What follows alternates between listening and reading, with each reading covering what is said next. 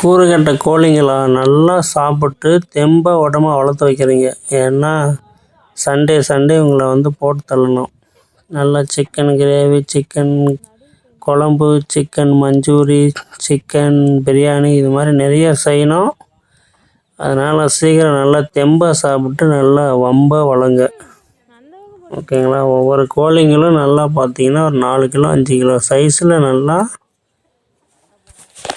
வளர்ந்துருங்க. அப்போ தான் பிரியாணிக்கு வந்து 2 கோழின்னா வெட்டினா தான் கரெக்டாக இருக்கும். ஓகேவா? நல்லா இளங்கோழி சூப் வச்சு அங்கே மக்கா எப்படி இருக்கும்.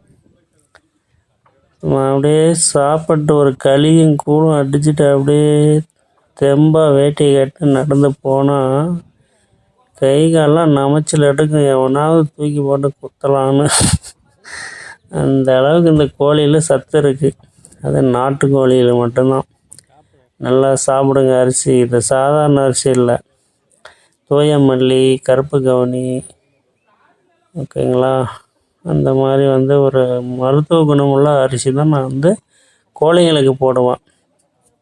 சும்மா இந்த ரேஷன் அரிசிலாம் போட மாட்டேன்.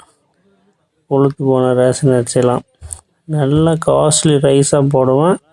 கோழியை நல்லா பராமரிக்குவேன். டெய்லி ஒவ்வொன்றும் போட்டு தள்ளிகிட்டே இருப்பேன். இதுதான் ஃபார்முலா.